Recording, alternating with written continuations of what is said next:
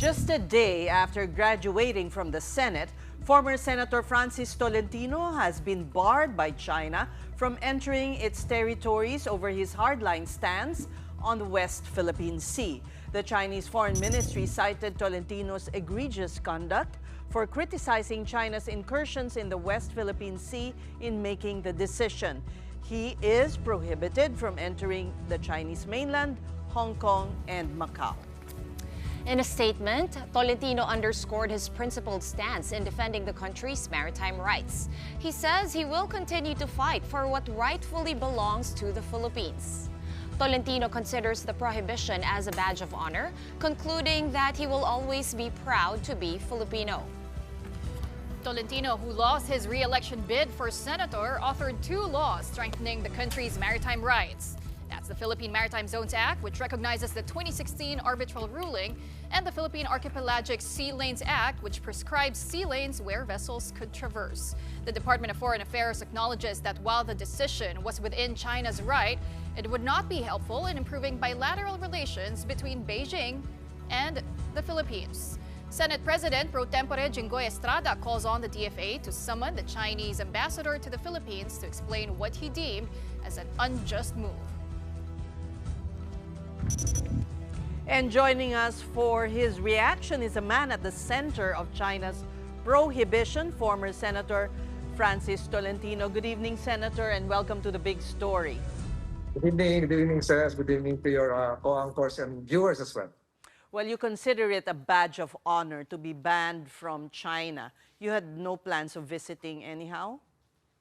No plans at all, Seth. What I did, if you look at all the actions undertaken by me for the last several years and several months and several weeks would be consistent, and that is to promote Philippine national interest. So I did nothing wrong. What I did was for the Filipino people, and if a sanction was made just today, as I have said, it's a badge of honor which I will carry, because what I did was for the interests of the Filipino people. How did China convey its decision to you?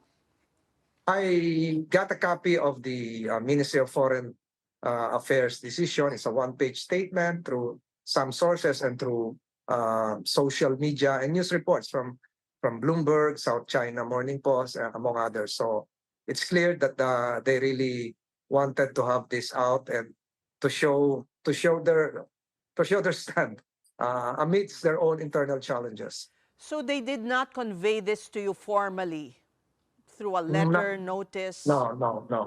I don't expect any formal letter. As a private citizen, I reiterate, I consider it as a badge of honor. But this is unprecedented. It's the first time that China has banned a Philippine official. Correct. Waited until I guess the day that you were no longer senator. Yes, I'm not privy to their decision-making process, but as I have said, so be it. Again, as a private citizen, I will continue to fight for what is right and for the West Philippine Sea and for the interests of our countrymen. Senator Jinggoy Estrada has suggested that the Senate summon, or the government summon, the ambassador, the Chinese ambassador to the Philippines. What do you think of his call? It's his personal decision. I have nothing to do with that. In fact, I relayed in one interview a while ago that if the DFA would be lifting a finger, this should not be the priority. We have other problems. We have OFWs hurt in Israel. We have other OFWs in the Middle East needing government assistance. Unahin na sila. Wag po ako. What would you consider the implication of this action by China on the relations with the Philippines? Again, this is evolving. This is a developing story. This is a first. I think the administration should still forge ahead with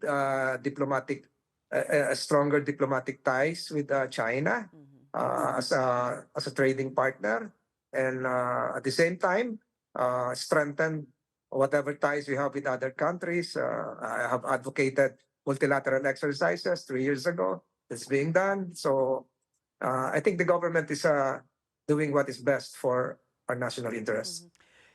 If we look back at your last actions as senator when you investigated a supposed interference of China in the elections and of their your allegations of supposed troll farms being funded by China.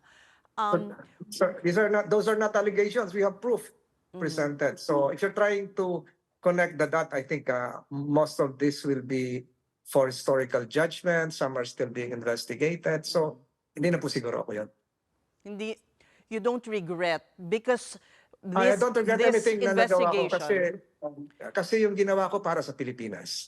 At kahit ako po ay pribadong mamamayan, private citizen, gagawin ko po ang nararapat para protektahan ang interes ng mga Pilipino. Pero there have been observations that you didn't really present adequate proof of your allegations against China. I'm nothing against those who made those observations. I presented the check. Wag natin debate ito. Ito na yung huling salita nila, sanctions. Alright. Kung hindi siguro sila nasaktan, walang sanction. Senator, how would the new senators balance, this is a tough balancing act, being tough on China because of its incursions into our borders and also maintain friendly bilateral relations with the superpower? Paano po ang pagbalanse? Hindi po siguro ako yung makasagot. Mas maganda sila yung sagutin. Pero kung gusto nilang makatulong ako as an international lawyer, crafting laws that would aid any committee, sana po ituloy nila yung Special Maritime Zones Committee. So history will judge whether the things we did before these sanctions were correct. And I think were correct. The Filipinos should be respected with dignity by other countries, no matter how big or small. What do we expect now from private citizen Francis Tolentino? I will now continue to teach international law, and part of the outline perhaps would include teachings on the West Philippine Sea and how the arbitral ruling intersects with the laws crafted by Senator Tolentino, and how it will affect future generations, especially as we tap energy resources within those areas. We thank you for your time, Thank you. former Senator Thank you. Francis Thank you. Tolentino. Thank you.